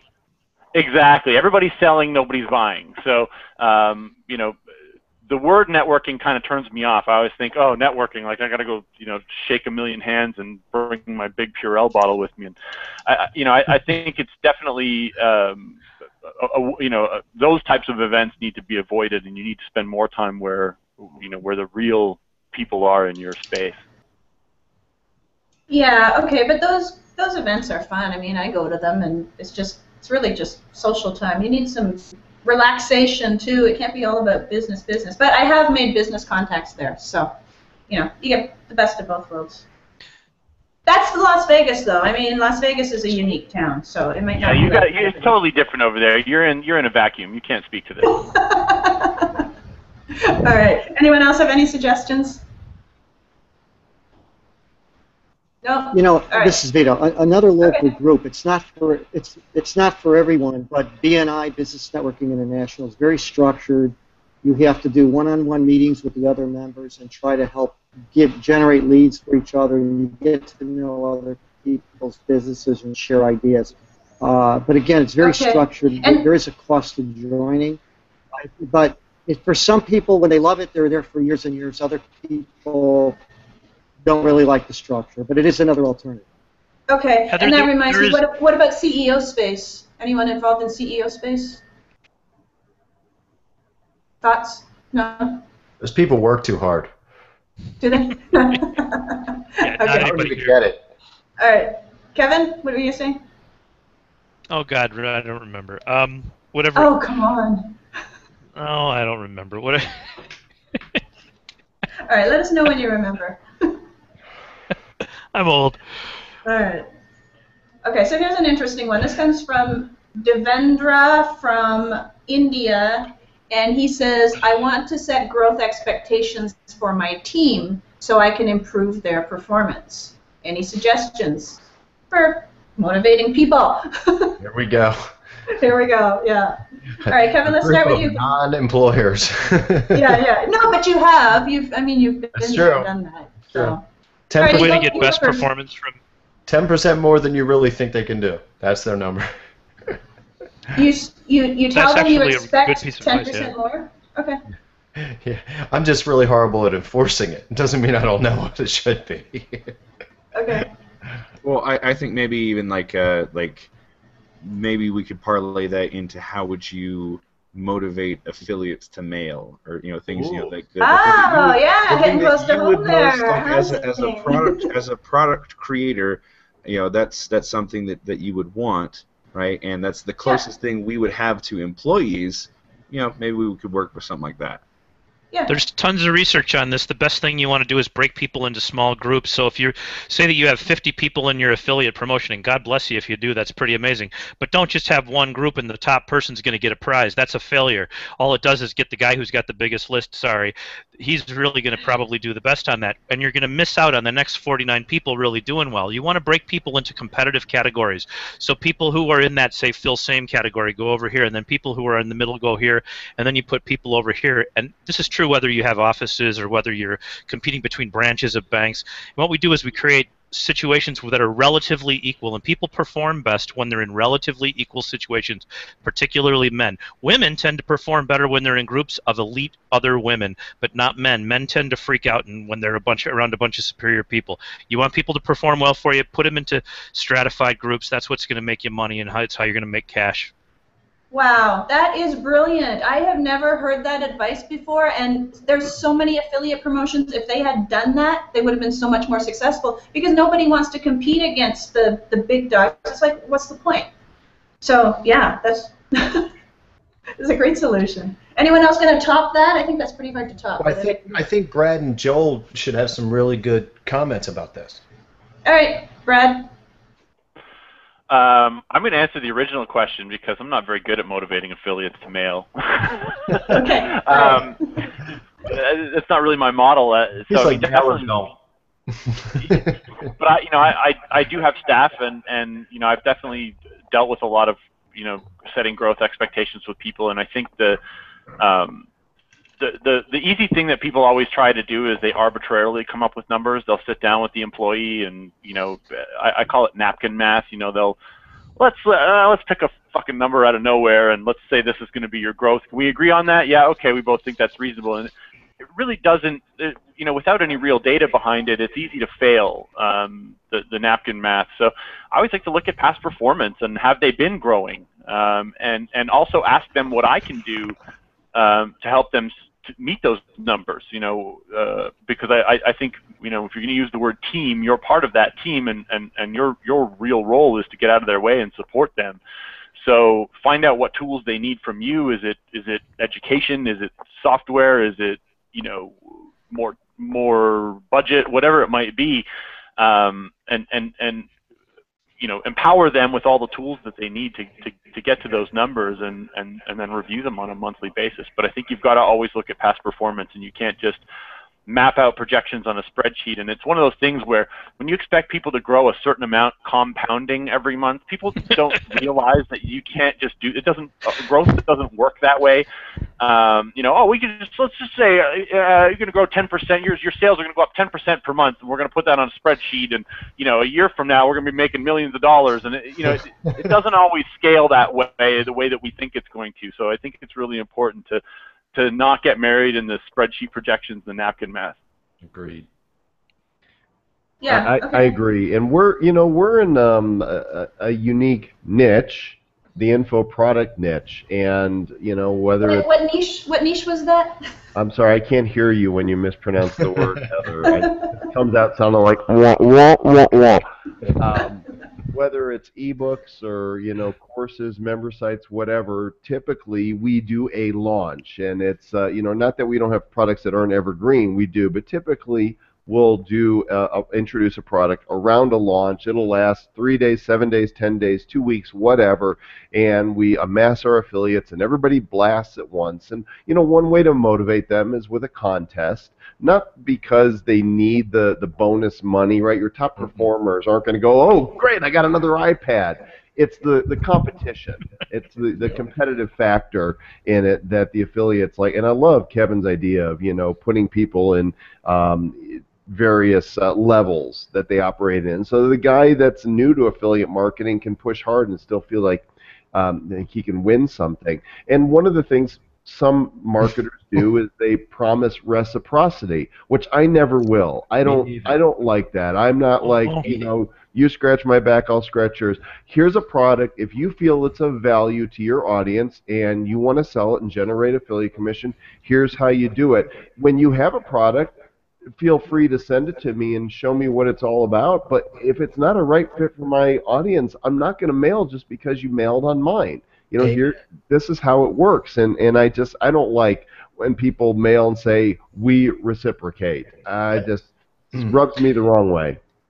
Your reputation rides on every single piece of mail you send out. Be careful, guys, when you're mailing stuff out, man. Man, you lose me as soon as I see that on the JB page, and I don't really think it out. It's just a fact that I know that you don't really care. It's just going to swipe and it's just going to go. I don't understand it either. But obviously, they're in a better light in your head if the product happens to work because they did promote your stuff, and that's just human, you know.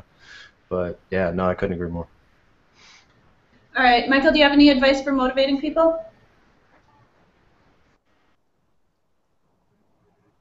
It's muted. Cannot hear you. It's like a... I'm high tech. Thank you, Heather. Very patient. Thank you. Yeah, the motivation has to come. They've got to believe that what they're doing benefits them. They really don't care if it benefits you, honestly. I mean, long term, I mean, they may say they do. I liked what Joel said about reciprocity. You know, I think that's an excuse some people have for promoting anything, or an excuse they have for promoting nothing. And I think to motivate people, affiliates especially, you know, here's a word that I think is becoming, or should become more the norm, is to be honest. You know, honesty, it shakes people up like crazy. For so long, we've told people all kinds of things, affiliates and clients, customers, that if you're just honest with them, if you're just straight with them, you're going to get much better results than if you try to take them down that silver path or that golden road.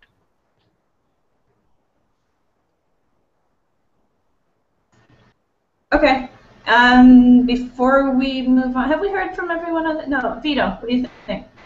Motivating people. Yeah, motivating. I mean, if we're talking about, you know, affiliates and that kind of thing, I love the last comment about honesty. I think one of the problems with internet marketing has been the shiny object syndrome, and they spend more money on a sales letter trying to motivate people than they do on the product sometimes. And again, being honest, writing information, you know, the good, the bad, the ugly, whatever it is you're going to do. Be honest about what the shares are, and you know, if they do have, know your customer too. If I want you to mail, I should know what your list is about. What Joel had said, you get all kinds of people that just think they have something great, and it's all about them. You got to make it about your customers or your partners, and make sure that it's a win for them. Yeah. Okay, that makes sense. All right, so I'm not sure if anybody has experience in this area, but let's just throw it out. Christy Calhoun from Oklahoma wants to know, is it complicated buying from manufacturers in China, because that's a growth path that she's considering. Anyone have anything to say on that?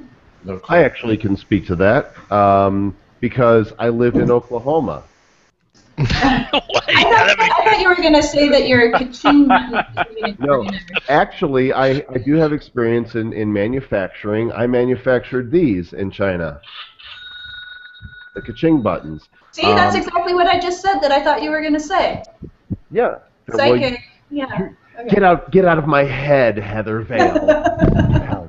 But you have to know somebody. You have to have somebody on the ground there, or you just don't know what you're going to get. And I'm fortunate. I have a friend in the States who he actually is Ken Surratt with Water is Life. They manufacture the water purification straws that get sent to Kenya and other third world countries to purify water. So he's got a guy on the ground in China, a partner. And so when I said, hey, I need these buttons made, here's what I want them to look like, here's the WAV file that needs to play, can you spec this out for me? And he did, and I got exactly what I paid for, and I got a good price. If you don't have somebody on the ground that you can trust, then it can get tricky, because there's that barrier, right? They're the other side of the world, they speak a different language, they have a different culture, and it can be questionable. Okay, so why do you choose to manufacture in China? Is it simply the price? Yeah, it was totally the price. These things got made so inexpensively that why wouldn't I? Yeah, okay. Anybody else? Brad, you know early in your career you had stuff made in China now. Did you? Me? Yeah, did you? It was just traffic. Just traffic. What are you talking about? What? Okay, this is getting weird. No, at the beginning of his career, he was in a different industry. Oh, okay. Yeah, the porn stuff. Yeah, what was made in China, though? What was that? The porn in stars? China. The Asian porn stars? Is that what you're talking about? Oh, is that where you're going with that? God, no. Oh, okay. Whatever you were selling, I didn't know what you were selling. I want to know what Chuck means. What are you talking about? Yeah. Just forget I said anything. It's a rabbit hole joke now. We got to go down the rabbit hole. Yeah. Rabbit hole time. Can't unhear. You're talking about dildos and marital aids and whatnot? Where were we going with Yes. He guesses. He doesn't know. Can I just say this is the first hangout I've ever been on where that word has been used. I'm just saying. What word? What, AIDS? No, dildo. Oh. Yeah. Okay. Anyone else? I'm crossing that one off my bucket list. There we go. Stick with me, Joel. The words get much worse as we go. Yeah, he's already said worse words than that. I mean, It's true. I said blowjob earlier. Yeah, but I heard that one on another one. Oh, okay. That Today. wasn't original. Anyone else want to speak to? Reputation management. Kevin, help me out here. I'm enjoying watching this. This is just great. Yeah, this I is had no like idea a it was going sitcom. All right. Anyone else want to speak to manufacturing in China before we pick another question? Heather, go on. Okay, let's go on. So, Jim from Summit, New Jersey. Oh, this is directed specifically at Dr. Kevin Hogan, by the way. Oh. Why is the word free the most enticing word in the English language, and how can I use that to take a business to the next level? Wait, don't tell her. Don't tell her. Let's see how long. No. Heather, we did answer this question earlier. It's not. Oh, okay. We'll just pass this one. We took care of it earlier. All right, you did this. The short answer is freedom isn't free. What? I was gonna. That was beautiful. Yeah. Oh, yeah. Okay. Freedom's just another word for nothing left to lose. So. Okay. All right.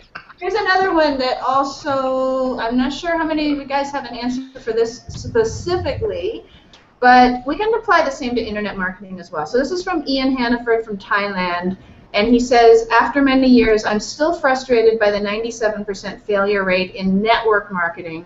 Is it really a way to build a growth business? But, you know, we can apply pretty much the same stat to internet marketing as well. Like, I think 97% of people fail in internet marketing as well, so.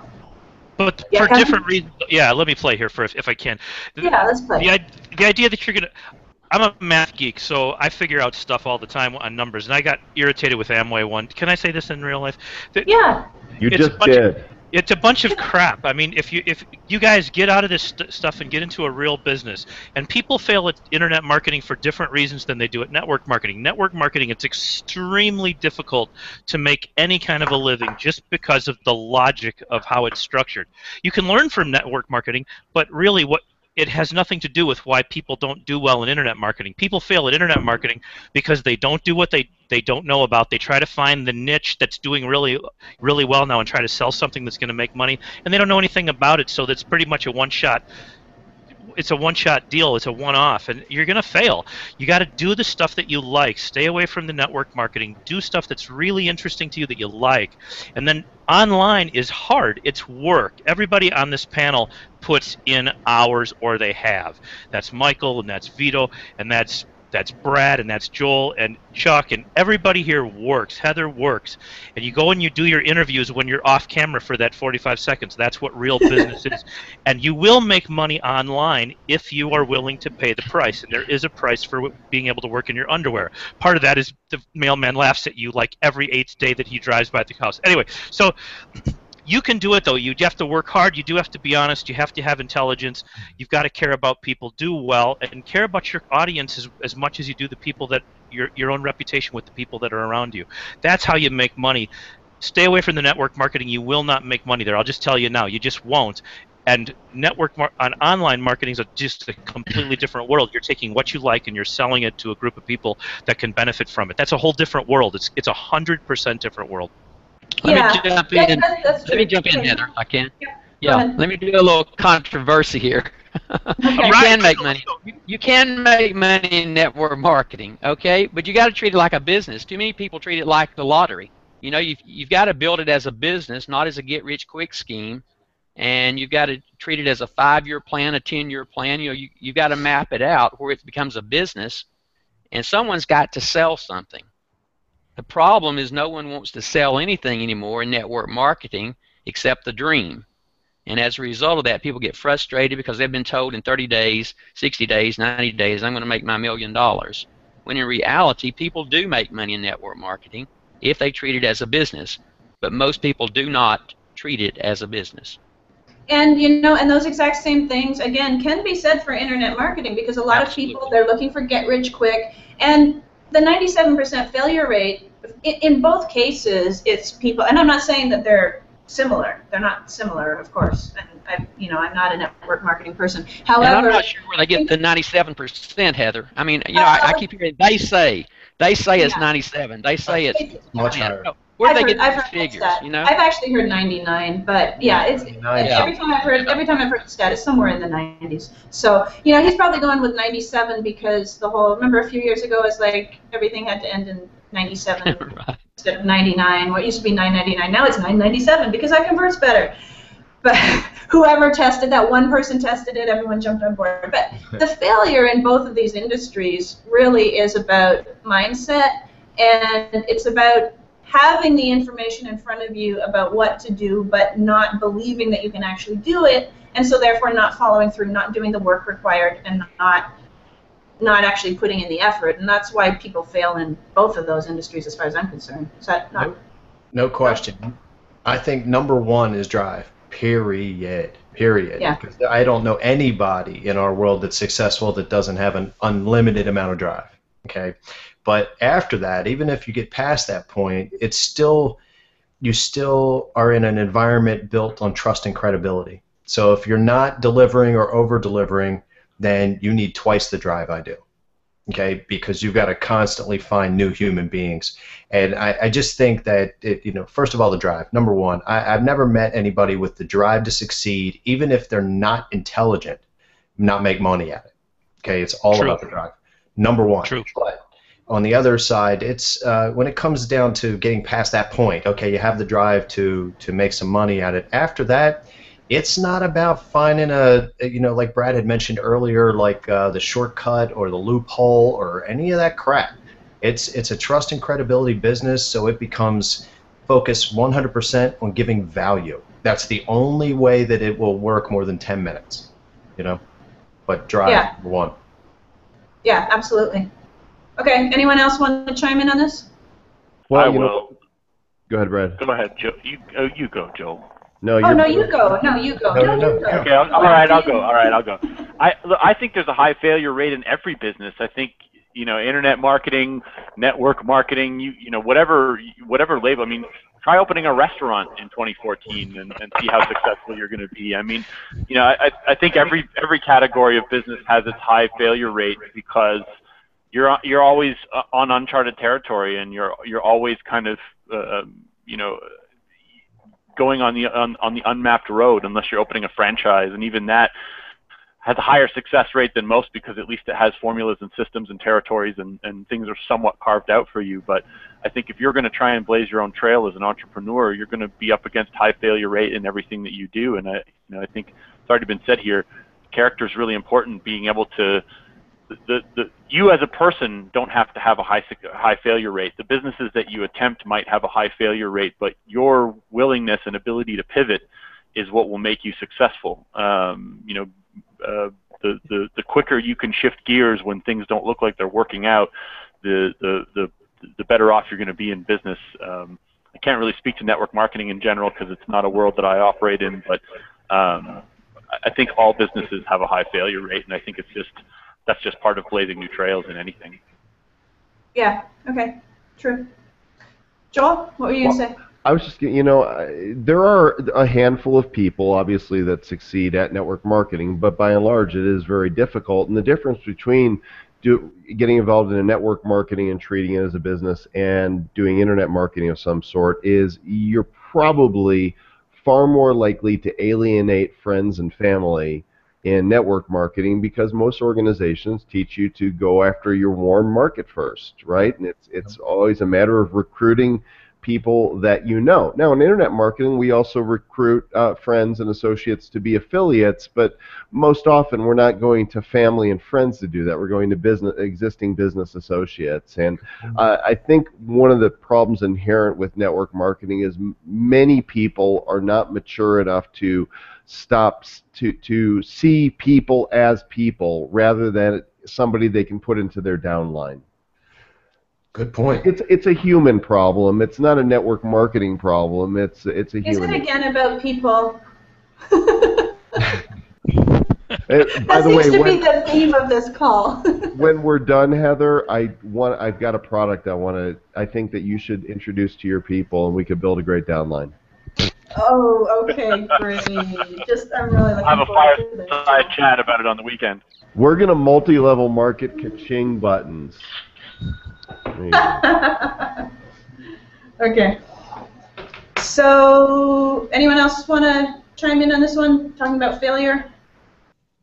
Don't let it get in your way and make it happen fast. Yeah, basically. Okay. Yeah, this is Vito, if I may. I had a little bit of experience with multi-level marketing, and to be quite frank, the way they get you, you have to actually buy the product every month and be on reordering. So you're constantly having to buy product. The other thing, the products tend to be very expensive. So, now you're in a tough economy and you've got to sell a pretty expensive product. But the big part is they want you to sponsor. I think Joel mentioned about getting your family and friends alienated with that. But it's kind of like dialing for dollars. And if I had to recommend, I'd rather see them get involved with, say, internet marketing, because I see a lot of the successful people in network marketing, they end up building tools to sell to other MLMs. They almost get out of the sponsoring business, and they build, here's how to generate leads or what have you in businesses. But it's a tough business, and if you don't get a leader in your downline like they tell you to do, you're doing all the work. You're constantly calling people and trying to build. And it really could be a house of cards if you don't know what you're doing.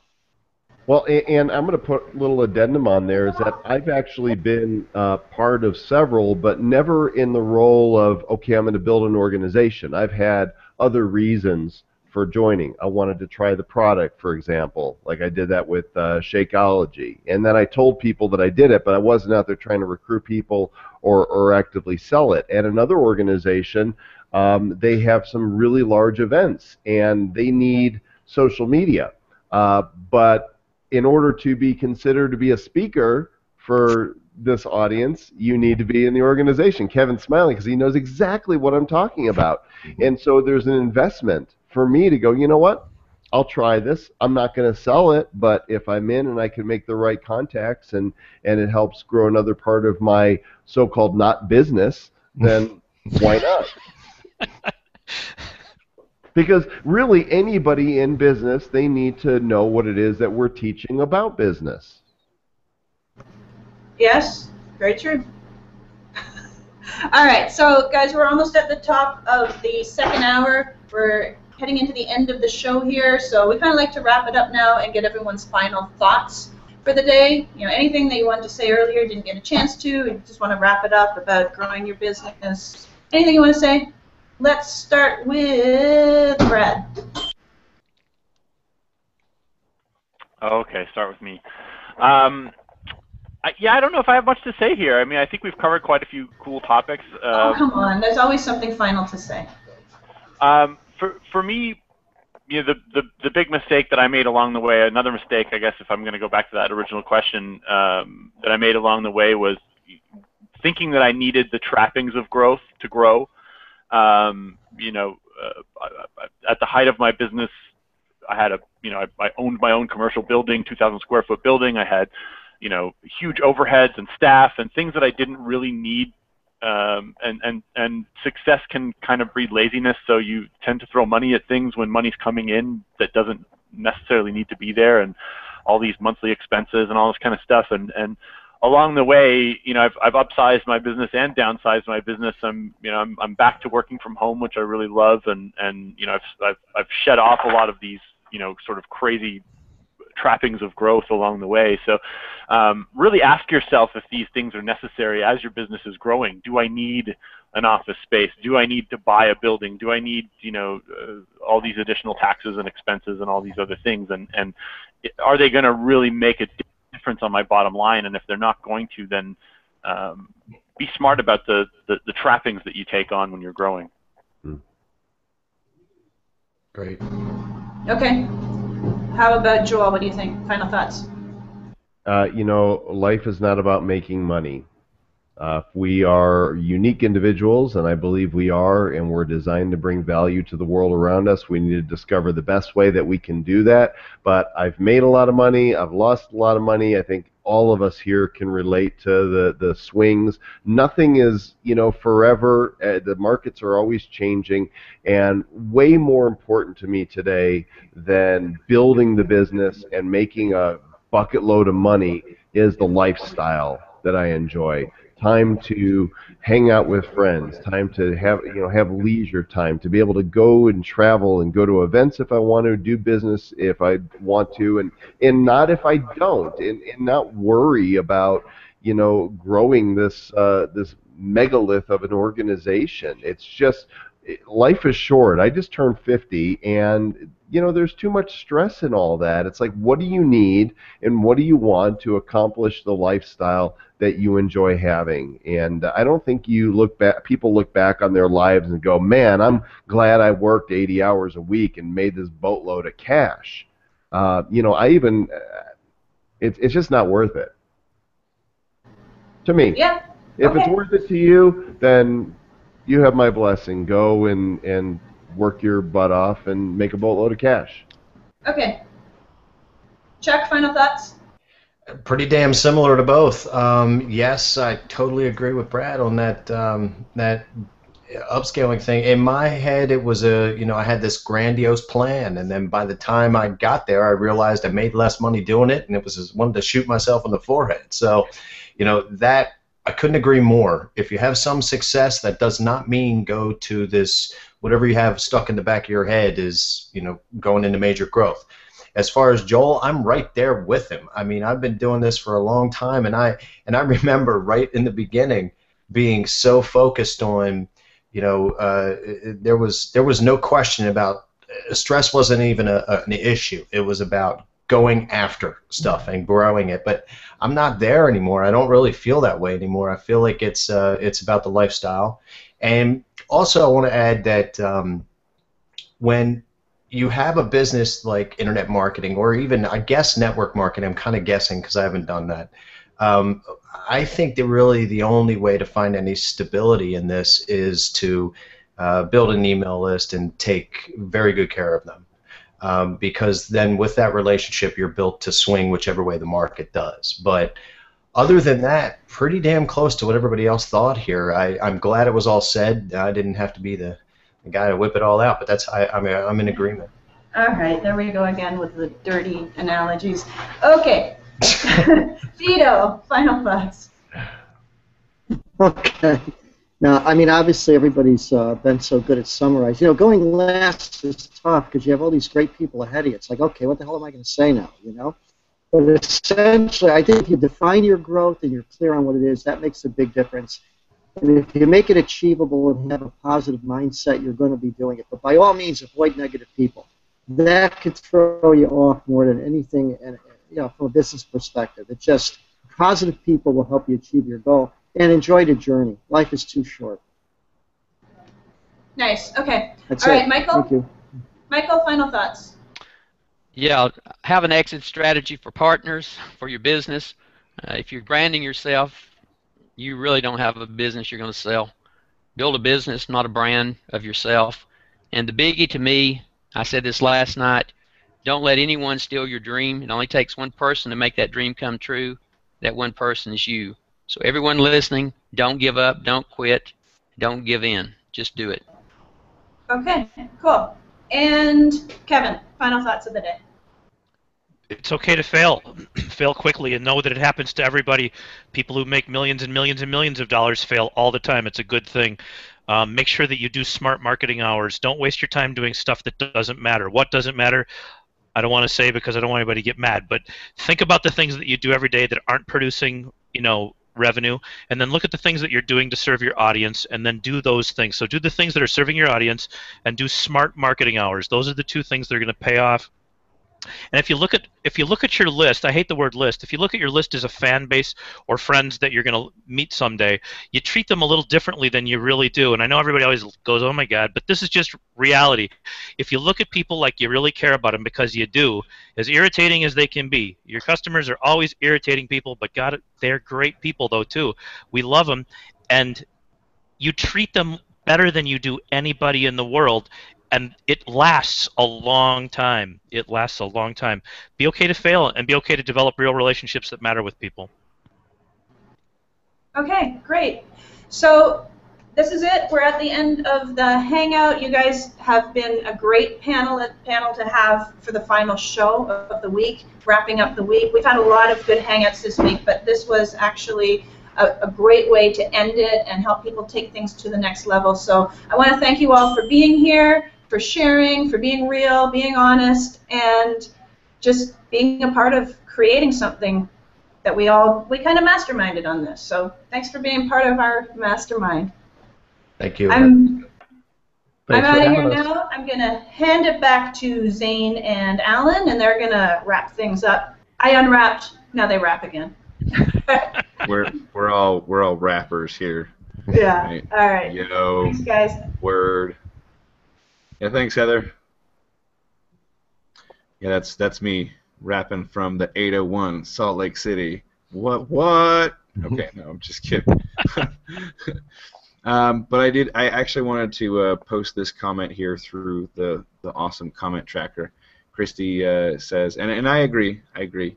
This has been the funnest group, and a lot of laughing. And she says, thanks for the belly laughs. The highest quality of laughs, which are the belly laughs, right? So you guys have been awesome. But we've got Alan back here. I do want to share my screen with you real quick, and it's not the Deshaun. Thank God! I thought you were going to show Deshaun. No, come on. Inside joke, people. Inside joke. Inside, yeah. It's a panelist thing. Come on. All right. So what you're looking at? You wouldn't understand. Yeah. So if you're watching on the YouTube watch page right here, this is the link that takes you to the Google Plus community where we are continuing the conversation. Any of the panelists who want to talk about the products that they're about to be making or they have made, this is the place that they're going to post them in addition to wherever they're posting. Even if I got to do it myself, so right on. So come and join the community. Again, the conversation will continue here. So that was the thing that I wanted to add here. So, Alan, welcome back. Take it away, or let's close this thing up. Whatever the next thing we got to do. Catchphrase. Or whatever, right? Yeah. Let me see. There we go. Did you unlock? Am I unmuted?